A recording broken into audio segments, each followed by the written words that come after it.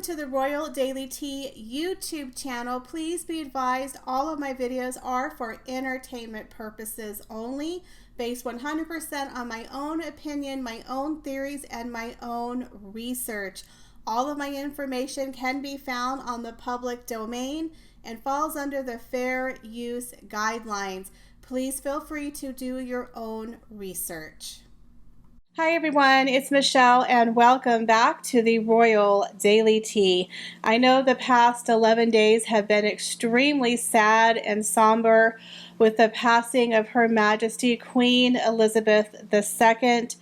It has definitely been a very difficult, very moving, and very emotional time for everyone worldwide. She was a worldwide icon, a legend. We are never going to see another monarch in our lifetime to accomplish what she has accomplished.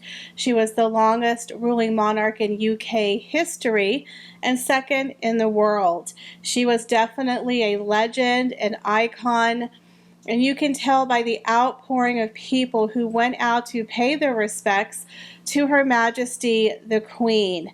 I believe they said around 2 million people came out to see Her Majesty laying in state, and that her funeral was seen by over 1 billion people. Now, during her funeral, of course, they had over 2,000 heads of state and royalty, politicians from all over the world came to pay their respects. We had people like Queen Letizia from Spain, Queen Rania from Jordan. We had the royals from Monaco. We had the President of the United States. We had so many people that came out to pay homage to Her Majesty. I have to say the royal family definitely put on a funeral that was becoming of a legend, becoming of a queen. I really did enjoy watching her parade through the streets and have the people be able to say their final goodbye. It was beautiful to see. It was very heartbreaking. It was very emotional, but I thought it turned out beautifully and that they did an extremely good job. All of the armed forces, everyone who was there participating in Her Majesty's final goodbye just did an amazing job. Now, Catherine, the Princess of Wales, looked beautiful, as she always does. She looked extremely elegant. She was wearing a beautiful pearl necklace that once belonged to the late Princess Diana and Her Majesty the Queen. I really loved the very subtle nod that she gave to Her Majesty. Camilla also looked extremely beautiful. She was also wearing a piece of jewelry that belonged to Her Majesty the Queen. Every single one of the family members looked amazing. So my heart does go out to the royal family, as this is a huge loss to them and also to all of the people of the Commonwealth and the UK. Now, with that being said, we can't forget the two from Montecito. Now, I have to be honest with you guys. I'm going to add a little bit of humor here. Look, to me, the royals are definitely playing out a soap opera to the worldwide stage.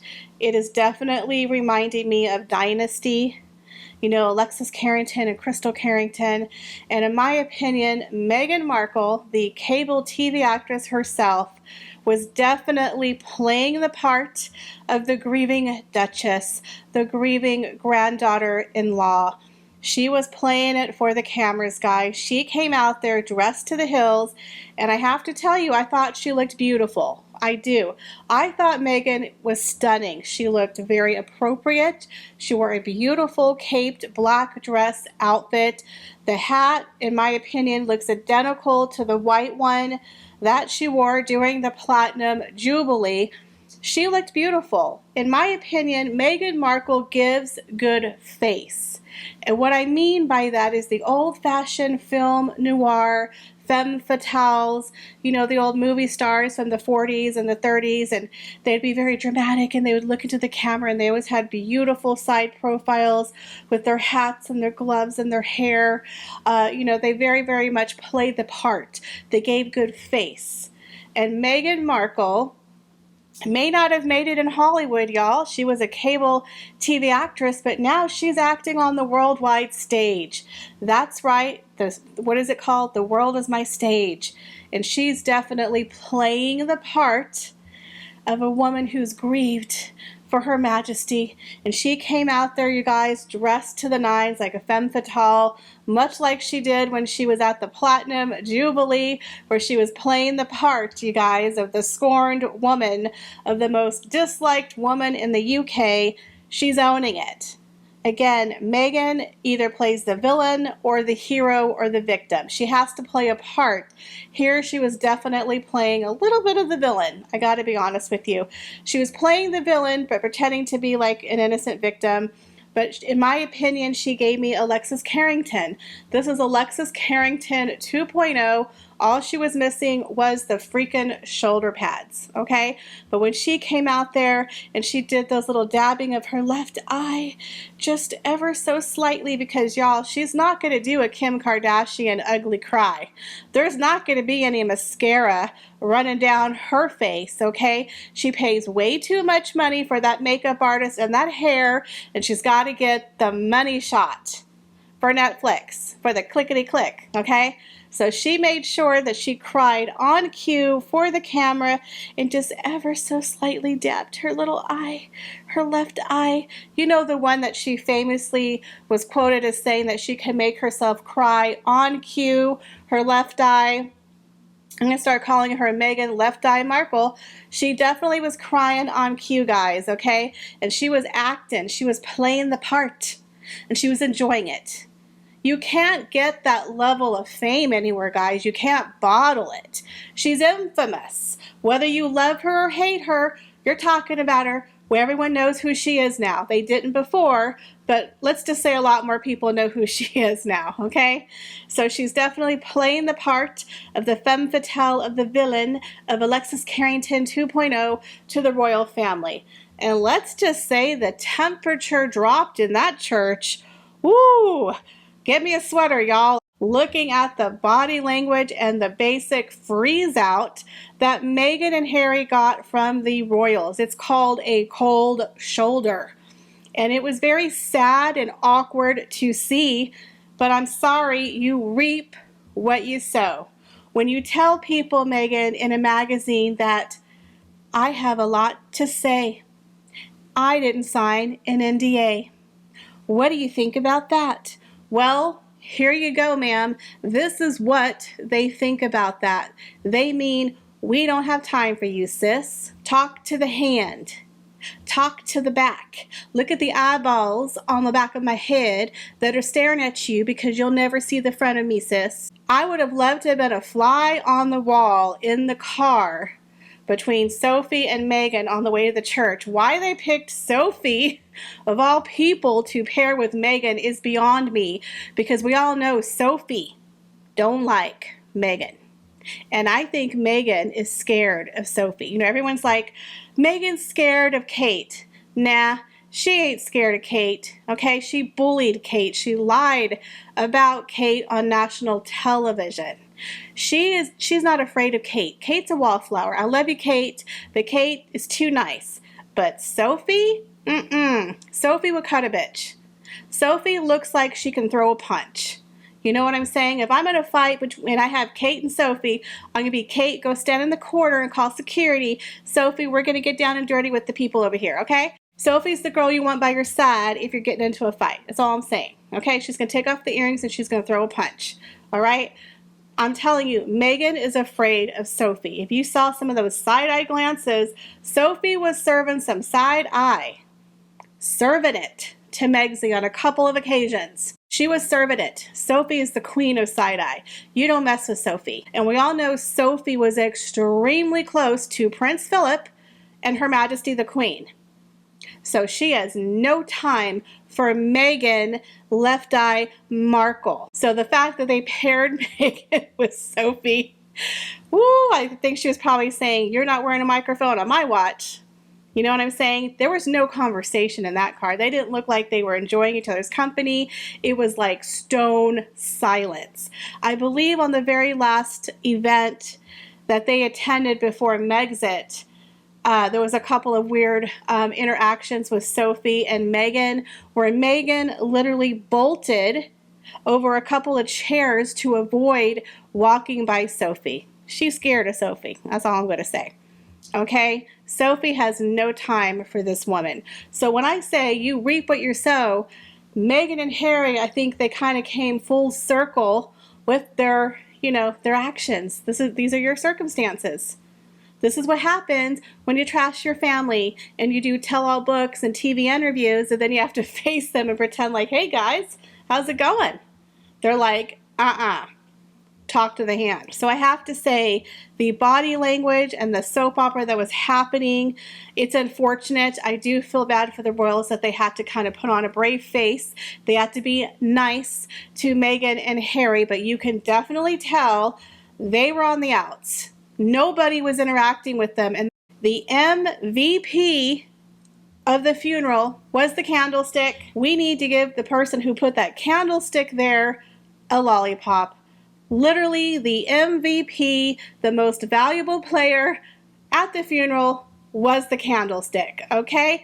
That candlestick was serving some tea. That candlestick was playing a major game of block a bitch, not on my watch, sis. Okay, the camera crew, someone in there don't like Markle. That's all I'm going to say. I don't think that was an accident. That was very strategically done, you guys. They had a candle that was literally blocking Meghan Markle from the camera. It was called Netflix. No, you don't, sis. They were trying to block that money shot, okay? Meghan got a couple money shots with her fake tears because the woman was working the camera. And sis, get your bag. I ain't mad about it. You got to do what you got to do. But I love the fact that somebody had the foresight to put that candle exactly where Meghan was sitting. You're trying to tell me that was a coinkydink? Really? And if you ever noticed on a couple of other clips, when Meghan and Harry were about to get to the camera frame, the camera completely shifted. They were very, very clear on who they were focusing on, and that was the main working royals, okay? If you remember, when Harry and William were there for the Princess Diana statue memorial, the camera crew mainly focused on William. You even heard him on camera saying, stay on William. You don't screw over the press and then think you're going to be on the front page, sis. They're going to block your ass with a candle. Okay? So I thought that was kind of like someone got revenge on her somewhere. It was hysterical, and I have a friend who does really funny royal parodies, and she does a Meghan Markle impersonation, you guys. You have to watch her interpretation of Meghan and the candlestick. Watch this.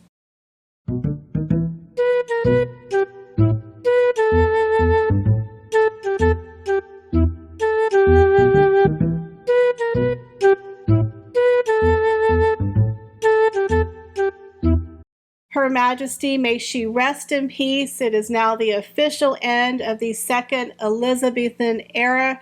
Now we have King Charles III, who's getting ready to plan his coronation for next year. So I believe King Charles has a lot of shoes to fill. But in my opinion, it did seem like a lot of people have embraced Prince Charles. He really did get a large outpouring of sympathy and love.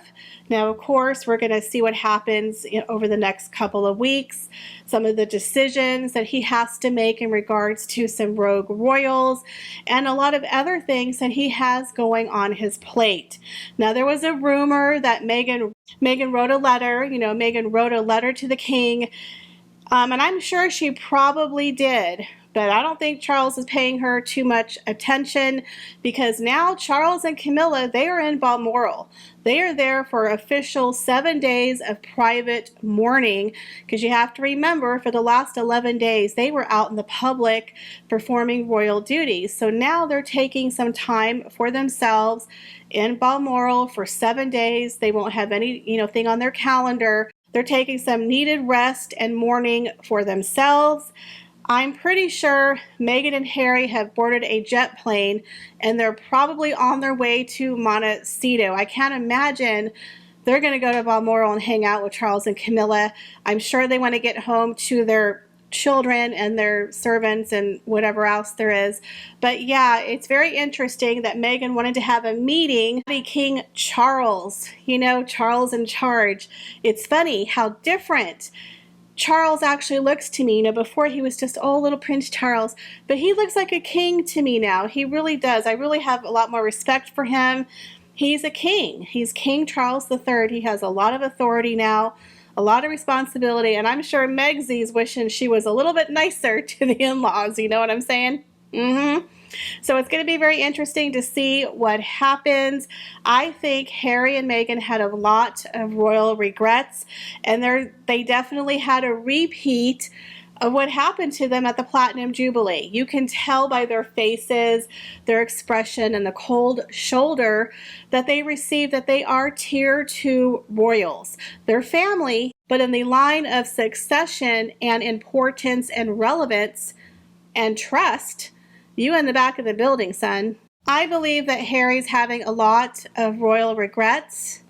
I believe he's beginning to regret some of his life choices, and I think Harry's beginning to realize that being a full-time working royal wasn't all that hard. And pretty much what him and Meghan are trying to do is become, you know, part-time working Hollywood royals. You know what I mean? Where they did that tour of Dusseldorf and Meghan went and gave her little speech and people meet with them and they meet with the press. I mean, that's pretty much what they did as working royals. So, but except for they're paying for it and having to drag along a camera crew, it looks kind of ridiculous. It's like they're putting on an act. It's ridiculous. It's like you were a royal, now you're a non-royal playing the part of a royal. It's bizarre. And Meghan, you're not a real duchess, you're just playing the part of a duchess because she's an actress. But at one point she was a duchess, a working duchess. So it's kind of weird how you go from being the actual thing to being the imitation of your own self. Tell me how that works out for you, son. Well, that's all I have for you today. So let me know your thoughts on today's video. What did you think about the candlestick blocking Meghan for most of the funeral? Do you think that was a coinkydink, or do you think that was on purpose? What do you think about Harry and Meghan? Do you think they're having some royal regrets? And do you think Harry's going to try to come back into the royal fold? Leave me your comments down below. As always, I appreciate each and every one of you. Please be sure to check me out on all of my social media accounts, and I will see you in the next video. Bye, guys.